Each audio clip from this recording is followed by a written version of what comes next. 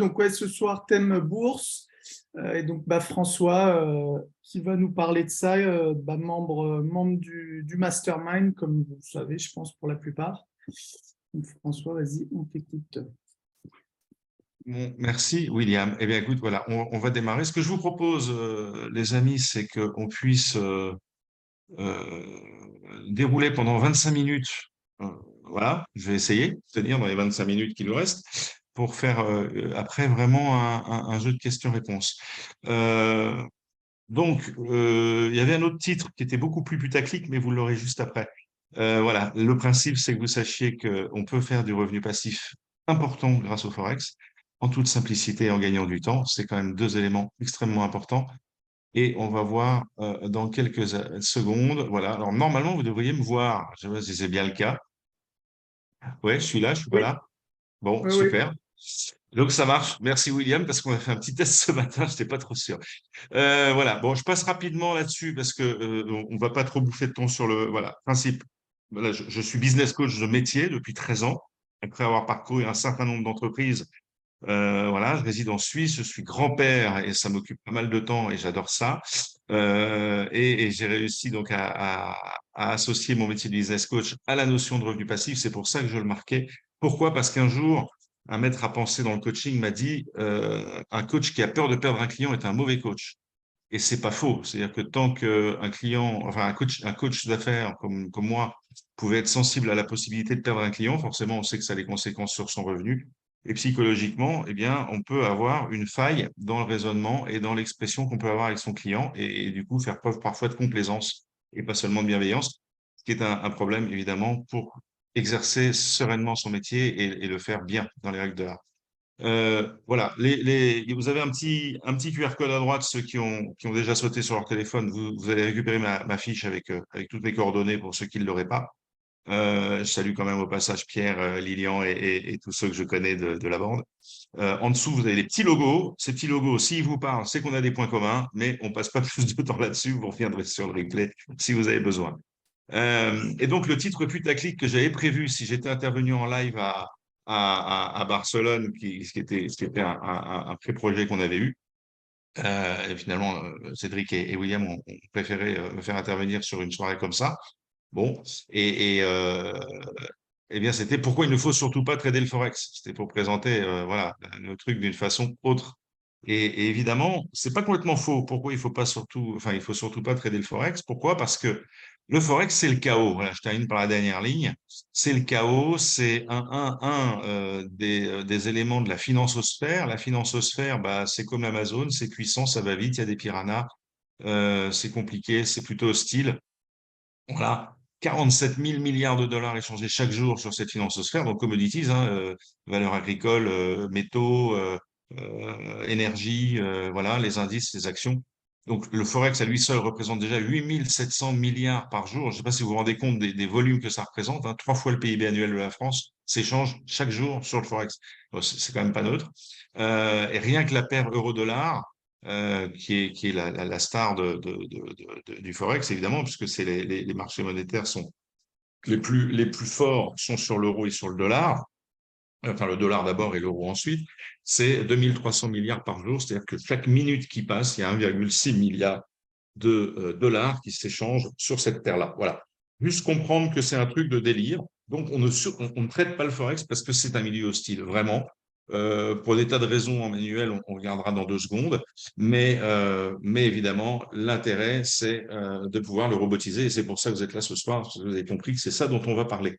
Il y a un disclaimer, je vous laisse le lire, mais vous l'avez bien compris, c'est à peu près le même que ce qui est présenté à chaque séance QLRR, Mastermind et autres présentations. On n'est pas là pour faire du conseil financier de manière officielle. En revanche, il est important, et c'est pour ça que je l'ai mis dans ce slide, eh bien, c'est les exemples que vous voyez ici. Tiens, je vais mettre mon petit laser là. Hop, ça va être joli comme tout. Voilà, ces 2 exemples de disclaimer qui sont obligatoires hein, pour des brokers qui sont régulés aujourd'hui par des gens sérieux. Hein, les régulateurs, c'est en général des organismes d'État dont dépendent les brokers et qui obligent aujourd'hui les brokers à afficher sur leur page d'accueil le fait que oui, ce sont des instruments complexes, qu'il y a un risque élevé de perdre rapidement et que 85% des investisseurs particuliers, en l'occurrence c'est chez Active Trade, 75% des investisseurs particuliers chez Tickmill perdent de l'argent lorsqu'ils tradent des valeurs avec ce fournisseur. Donc c'est important de comprendre pourquoi y a-t-il tant de perdants sur ce secteur. Alors, en fait, je vais vous parler essentiellement de psychologie parce que c'est la raison numéro un pour laquelle les gens perdent. Alors, je sais que parmi vous, il y en a qui ont déjà une expérience de trading. Hein, je pense à Pierre, entre autres, mais voilà, et d'autres sûrement. Et donc, de toute façon, comme ça va être en replay, j'imagine que beaucoup de gens auront l'occasion de le voir et avec en plus cette expérience. Ils ne me démentiraient pas. Les deux péchés capitaux du trader, c'est la gourmandise et l'impatience. La gourmandise, c'est la volonté de gagner beaucoup et très vite, et donc en mettant des curseurs peut-être un peu élevés. Et puis l'impatience, c'est lorsque l'on est soumis à une perte, c'est dans l'immédiat vouloir se refaire et en général prendre des décisions qui sont contre-productives et en général nous mènent à la perte. Se croire plus intelligent que le marché, dites-vous que dans ce monde-là, on l'a vu, l'Amazon, c'est 8700 milliards, c'est juste pas possible de pouvoir être plus intelligent. Le marché va beaucoup plus vite, beaucoup plus fort avec des informations que vous n'aurez jamais et si vous les avez, vous les aurez avec un tel retard, même si c'est 1 ou 2 minutes, que vous serez de toute façon dépassé par les événements. Se fier aux indicateurs. Les indicateurs, c'est une règle, j'allais dire, qui devrait être d'or, mais qui est loin d'être partagée par tout le monde. Un indicateur, par définition, est le fruit du passé. Ça ne peut pas être en aucun cas quelque chose qui peut engager l'avenir. Voilà, c'est une évidence quand on le dit comme ça, mais un indicateur, c'est toujours le fruit du passé. Alors évidemment, certains ont des indicateurs fétiches, d'autres les croisent à multiples reprises quand ils sont en trading manuel, mais ça entraîne des prises de décision très lentes, des heures passées devant l'ordinateur, enfin des situations psychologiques absolument déplorables. Et c'est justement ces biais psychologiques auxquels notre cerveau nous soumet lorsqu'il est confronté à des analyses de graphiques, etc., et où il veut voir des choses qui existent alors qu'elles n'existent pas, qui font que ça nous entraîne en général dans le pétrin. Et je peux vous le dire, j'ai été trader manuel, j'ai tenté, j'ai essayé. J'ai énormément de clients d'ailleurs qui viennent aujourd'hui du monde du manuel qui disent non, maintenant il y en a marre, je suis en train de foutre ma vie en l'air et pour des fifrelins quand c'est pas des grosses pertes. Voilà. J'aime beaucoup ce petit dessin que je vous ai rajouté parce que vous voyez, c'est typiquement ça le biais psychologique. C'est la personne qui voit son portefeuille évoluer de 10 à 20 de manière avec une régularité de métronome comme ça, ou alors avec effectivement ce qu'on appelle un drawdown, c'est-à-dire qu'on passe à 30, on descend à 20, bon, on a un drawdown de 10, c'est pas grave, on sera peut-être à 50 dans 2 semaines ou dans 2 mois. Mais voyez tout de suite la psychologie qu'on a quand on est face à ce drawdown, évidemment, on se pose devant sa machine, on se dit mais qu'est-ce que j'ai fait de mal, pourquoi je me suis planté, etc. Alors que la question pour la personne du dessus ne se pose absolument pas.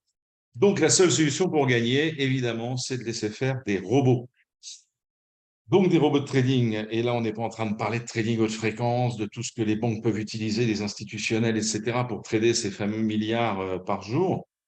Non, non, on parle vraiment d'un robot tout à fait accessible, facile, avec du langage de programmation que vous n'aurez même pas à regarder de près parce que c'est pas du tout le sujet. On ne demande pas du tout d'être un technicien.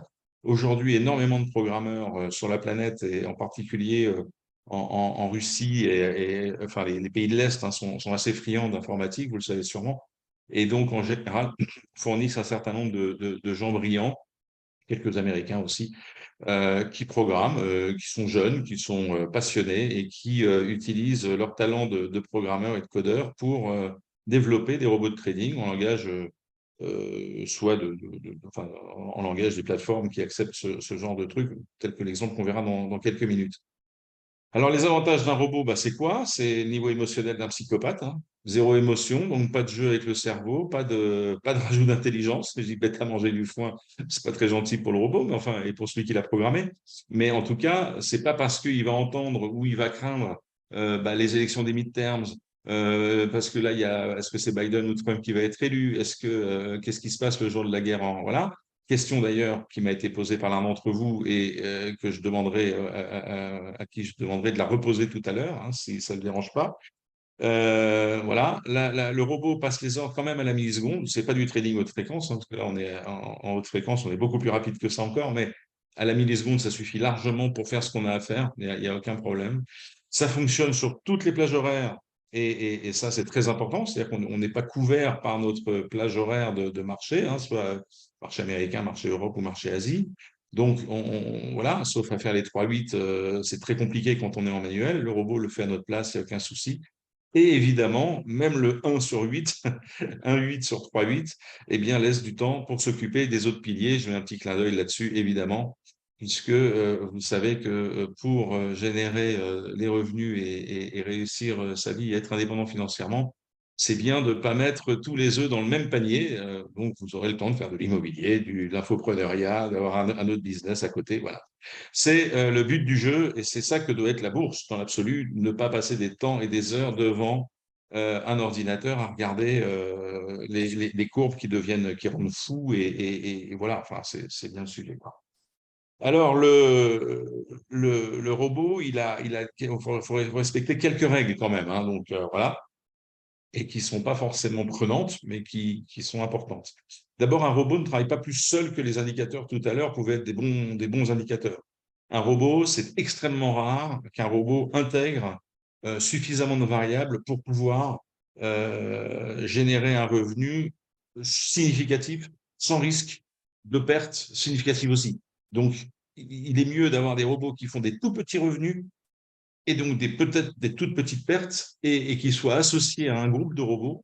Et j'allais dire, toute mon expertise à moi, en l'occurrence, depuis 10 ans, a été de trouver la meilleure salade niçoise en termes d'association de robots. Il y a des robots de plusieurs types, on ne peut pas rentrer dans le détail maintenant, mais en fait, des robots qui arrivent à être suffisamment complémentaires pour que lorsqu'il y en a un qui est un peu en stagnation, voire en léger drawdown, eh bien, il soit compensé tout naturellement par un autre. Aujourd'hui, pour être clair, sur certains comptes, j'ai jusqu'à 10 robots qui tournent simultanément. Donc, c'est pas neutre. Et c'est voilà, c'est intéressant que vous le sachiez. Donc, il faut absolument que les robots travaillent en groupe. Si vous fiez un compte de trading entièrement à un seul robot, pour pouvoir générer suffisamment d'argent, vous allez forcément prendre des risques qui sont absolument débiles. Et voilà. Le paramétrage demande une rigueur extrême et régulière. Enfin, c'est-à-dire que revérifier régulièrement on est bien dans ce qu'on avait écrit, hein, voilà, comme paramétrage. C'est très facile à faire, mais on le fait qu'une fois normalement. Il faut juste rechecker après que le paramétrage, pour plein de raisons, n'a pas changé. Effectuer des backtests fiables, on va en parler tout à l'heure, c'est-à-dire qu'aujourd'hui, beaucoup de gens pensent qu'un backtest sur 3 mois, ça suffit pour voir si un robot marche. Évidemment, non. Des robots peuvent avoir des temps de latence qui sont, enfin des temps d'inactivité, enfin, je veux dire, d'improductivité qui peuvent être très significatifs, de l'ordre de 6 mois, très facile, on regardera un exemple tout à l'heure. Alors que, évidemment, le backtest, il doit donc être fait sur une durée minimum de 4 ans. C'est à peu près le cycle qui est d'ailleurs reconnu par tous les professionnels du marché, hein. C'est en général le cycle des élections américaines. Quand on fait un peu le tour de tout le marché financier en 4 ans. Là, on a été servi dans les 4 dernières années, hein. Je ne vous fais pas de dessin. On a une élection US, on a une élection française, on a évidemment des élections dans tous les pays du monde quasiment, et rajouter à ça une petite crise Covid et une petite guerre en Ukraine et le tour est joué. Vous avez à peu près tous les ingrédients pour faire péter les machines. Et vous allez voir sur les backtests que les machines n'ont pas pété du tout. Toujours démarrer sur un compte de démo, c'est-à-dire qu'on fait un backtest et un front test, si j'ose dire, hein. C'est vraiment, on a le backtest pour quand même analyser ce qui s'est passé sur 4 ans, comment le robot s'est contenu. On va voir ça dans quelques secondes, mais surtout, après, l'installer sur des comptes de démonstration et ne jamais commencer à mettre son processus de trading en route sur un compte live en pensant que la vie est belle. Et voilà, encore, toujours lutter contre ce péché capital qu'est l'impatience, hein. Et c'est pas grave, si ça fait 10 ans que vous vous dites qu'il faudrait trader le Forex, vous pouvez encore attendre 6 mois qu'un compte de démo vous ait montré que la situation est positive. Voilà. Et enfin, et ça on le verra, ça fait partie des petites règles essentielles qu'on a dans la recherche de robots. Moi, c'est mon métier aujourd'hui, hein, c'est de chercher des robots, évidemment, en permanence, sachant que les miens ça me satisfont pleinement, mais il faut être en veille. Eh bien, c'est toujours être capable de communiquer avec les auteurs des robots ou avec eux en direct ou dans des groupes d'utilisateurs de type Telegram, Discord. Et c'est très, très important de pouvoir avoir cette relation avec eux. parfois pour donner des idées d'amélioration, ça existe. Moi, ça m'est arrivé beaucoup, hein. Moi, je travaille avec 3 auteurs de robots pour tous les 10 dont je vous parlais tout à l'heure. Les 10 robots sont sous la coupe de 3 programmeurs. Un est à Malte, l'autre est en Italie et la troisième en Russie. Et en fait, ce sont des gens avec qui on communique très facilement. Enfin, moi, je communique très régulièrement. On est presque, enfin, voilà, même amis sur Facebook. Enfin, je vous en passe, quoi. Hein, voilà. Alors, voilà, les étapes, quand on met ça en place, en fait, je vous ai fait ce petit diagramme, mais d'une simplicité biblique, c'était un peu pour vous montrer justement la notion de simplicité. Globalement, il faut sélectionner, c'est-à-dire choisir son ou ses brokers. Ensuite, on choisit ses robots. Donc, on apprend à choisir ses robots, hein, c'est facile. On va voir sur quelle plateforme, par exemple, hein. On va prendre un exemple de plateforme. Ensuite, on monte un VPS. Alors, VPS, j'en ai pas encore parlé, mais certains d'entre vous savent évidemment ce que c'est. C'est un Virtual Private Server. C'est ni plus ni moins, en fait, qu'un ordinateur comme vous l'avez à la maison, sauf qu'il est chez un fournisseur informatique qui est ultra sécurisé, dupliqué, machin, et qui vous permet, bien évidemment, donc c'est un espace alloué sur des ordinateurs centraux qui vous permettent d'avoir une ouverture, enfin un fonctionnement permanent. N'imaginez pas garder chez vous un ordinateur allumé en permanence, risquer la panne EDF telle qu'on nous la promet depuis des mois, et puis vous retrouver avec des positions ouvertes, avec des robots qui seraient en vrac parce que l'ordi est fermé, quoi. Donc, voilà. Donc le VPS est évidemment un espace indispensable, mais en revanche, il est extrêmement simple. Vous allez en voir un exemple tout à l'heure. Je vous montrerai comment ça ressemble exactement à l'univers Windows que vous connaissez, évidemment. Paramétrer les robots, ça c'est donc ce que je vous disais tout à l'heure, c'est vraiment l'affinage qu'on peut faire avec la formation aussi que vous pourriez avoir sur le sujet. Et puis enfin, veiller à la bonne marche, il y a une certaine vigilance, hein, vérifier que la boutique est ouverte chaque matin, ça me paraît évident. Il faut avoir un vrai esprit d'entreprise d'ailleurs, hein, quand on fait cette activité-là. On a le même esprit qu'un entrepreneur, hein, c'est vraiment ça, hein. Et puis récupérer chaque mois une part de ses gains, ça c'est une règle que j'impose à tout le monde dans le sens où on n'est jamais à l'abri de l'improbable, hein, de la guerre nucléaire ou d'ailleurs, je ne sais pas. Et donc, récupérer chaque mois une part de ces gains dans la proportion qui nous convient et qui nous rend, voilà, c'est ce qu'on appelle du revenu passif et c'est ce qui permet eh bien, de vivre aussi. Et vous allez voir que les chiffres sont d'ailleurs en la matière plutôt significatifs. Alors voilà, ça c'est un exemple de place de marché de robots, ça s'appelle MQL5, mql5.com, c'est un site hein, qui appartient à la société MetaQuotes. Voilà, et puis vous voyez, donc ça c'est les programmes qui fonctionnent sur un programme qui s'appelle MetaTrader, MetaTrader 4 en l'occurrence. Voilà les robots qui sont proposés, vous voyez, c'est un petit peu la foire à neuneux. Chacun y va de son plus beau logo, de son plus beau machin. Alors là-dedans, bah oui, il y a des scammers, vraiment, des escrocs, il y en a. Alors, la plateforme MetaQuotes fait tout pour les chasser, enfin pour les chasser, pour les repérer et évidemment les chasser. Mais il peut exister. Le temps me manque pour vous expliquer comment on peut arnaquer avec ça. Mais enfin, en gros, je vous explique. On fournit le robot, on le fait backtester par les gens qui ne savent pas forcément bien backtester pour plein de raisons. Et en plus, dans le robot, on fournit la base de données avec les bonnes données qui vont bien. C'est-à-dire qu'au lieu d'utiliser la donnée qui est liée à l'historique réel du Forex, on va mettre les données qui sont un peu fictives, arrangées. C'est-à-dire que les jours où les trucs pètent, ben, on enlève on change les cotations, enfin, vous voyez ce que je veux dire. Donc là, voilà, ça arrive. Heureusement, c'est même pas 1% de ce qui existe. Enfin, ce serait bête de tomber dessus. Alors, pourquoi je vous ai mis ça? Bah, tout simplement pour vous dire que, vous voyez, le plus petit dans cette page, là, c'est la page, elle date d'hier, hein, voilà. Il est à 99 $, et puis le plus cher, il est à 6350. Voilà. Alors, pour tout vous dire, dans les 10 que j'ai, il y en a qui valent 1500 et il y en a qui valent 150. Et donc, le prix n'a absolument aucune importance en soi. D'accord? Voilà. Donc, ça, c'est juste comprendre que dans la mise de départ, il y a des robots qui peuvent être à acheter. Il y a même des robots gratuits, d'ailleurs. Il y a un onglet avec des robots gratuits. Ils s'analysent, ils se paramètrent, pourquoi pas. Ça m'arrive de faire des études sur certains, mais enfin, bon, voilà, on ne va pas passer de temps là-dessus non plus. Mais voilà, ça n'empêche pas. Voilà, le budget à prévoir, voilà, pour bien démarrer, je pars du principe qu'il faut avoir allez, 1000 $, à investir dans un, deux ou trois robots pour bien démarrer voilà, l'activité. Ça dépend aussi de son portefeuille, de ses attentes, de ses projections, etc. Je vous en reparle après. Je surveille l'heure. Quelle heure il est? 25. Ah oui, 5 minutes. Alors, quelques exemples pour illustrer. Ben voilà, le VPS, il est prêt à recevoir des robots. Ça, voilà l'image d'un VPS. C'est un truc à distance. Vous connectez par réseau connexion bureau à distance sur un Mac, sur un PC. Vous n'avez même pas besoin d'avoir un PC chez vous, hein. Vous pouvez être en Mac, il n'y a aucun problème. Vous allez vous connecter à votre votre mode desktop, voilà, et vous allez accéder à votre espace Windows. Ça, c'est le logiciel qu'on utilise, le fameux logiciel MT4. Vous voyez, donc ça, c'était un compte. Voilà. Alors là, il n'est pas paramétré avec des robots, hein. C'est une fenêtre fictive. Mais voilà, vous mettez une fenêtre, vous glissez le robot dessus, vous le paramétrez, vous lancez. Mais ça, évidemment, si jamais vous veniez à le faire, je vous accompagne pour ces choses-là. C'est extrêmement simple, mais voilà.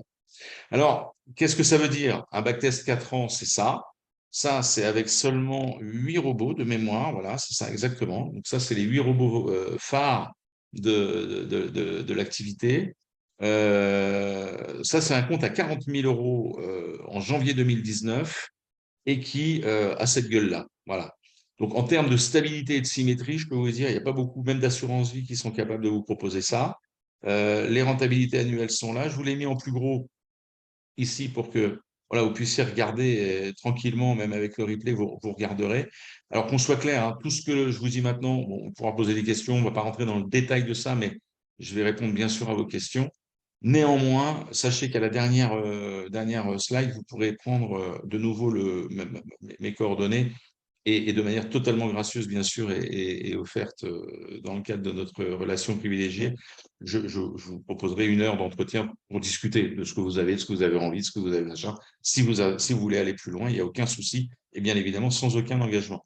Alors, voilà, ce qu'il faut retenir simplement de ce graphique, si vous voulez, c'est qu'effectivement, si la vie est un long fleuve tranquille et si n'importe qui achèterait le résultat qui est inscrit sur cette table, enfin, là, vous ne vous rendez pas compte des chiffres, je vous les donne juste après, vous allez voir, c'est juste colossal, hein.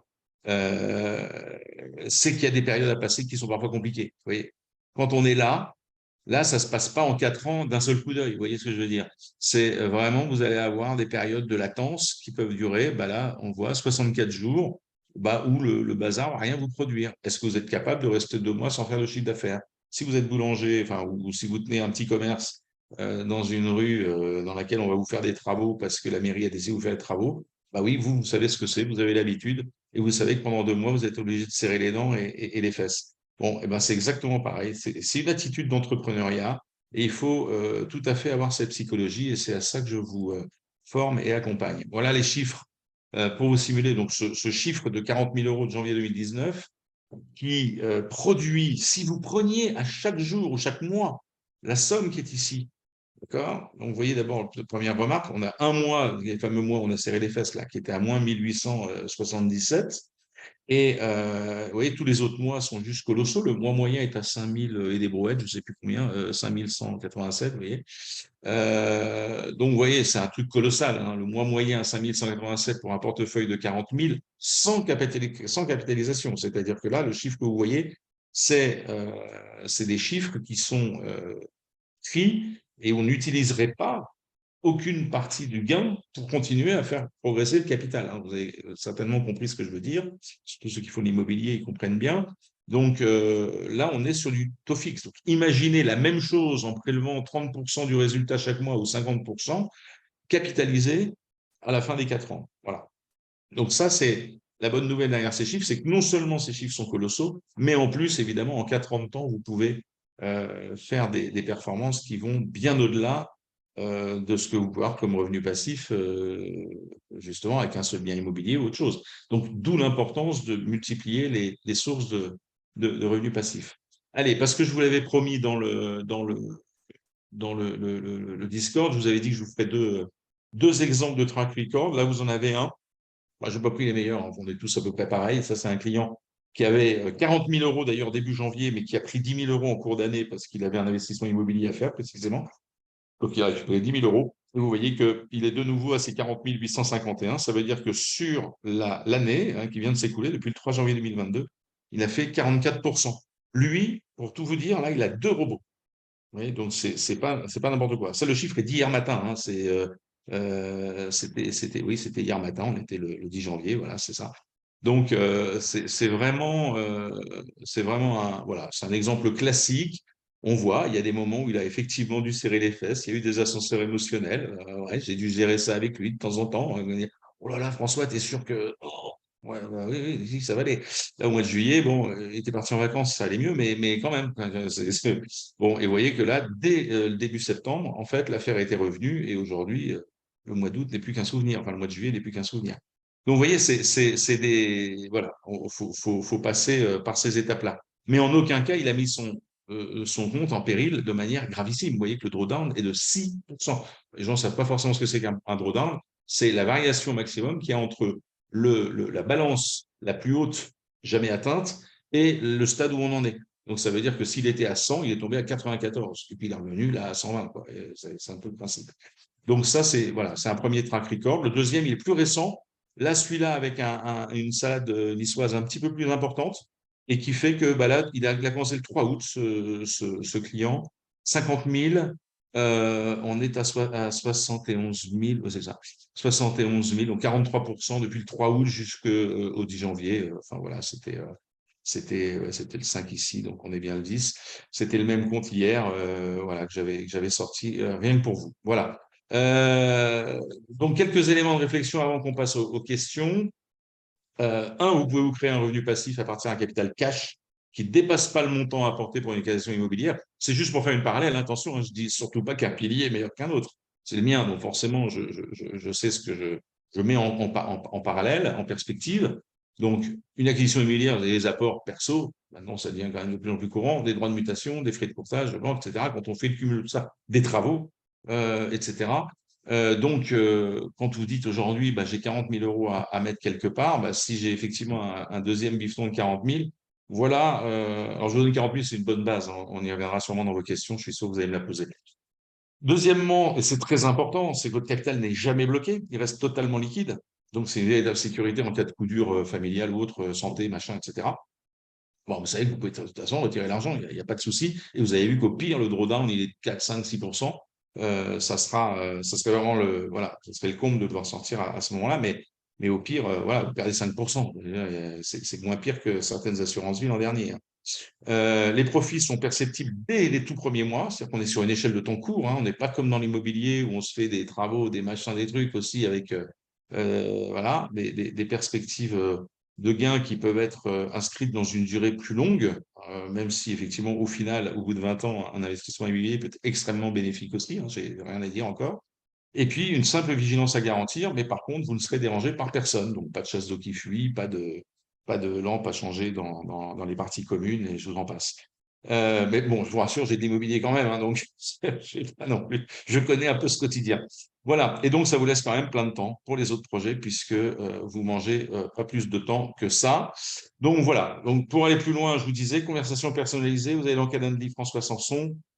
Là, reprenez mon QR code si vous voulez. Attendez, je vais enlever mon laser, parce qu'il va peut-être perturber le truc. Et après, vous avez bah, la possibilité de me joindre WhatsApp, Signal, Discord, enfin tout ce que vous connaissez. Et bien, écoutez, je pense qu'en 34 minutes, non, même pas, ouais, 29 minutes, je m'en suis bien sorti. Et je suis tout à vous dans 2 secondes et demie, le temps de revenir sur la plateforme. Et je réponds à toutes vos questions. Voilà. Bim.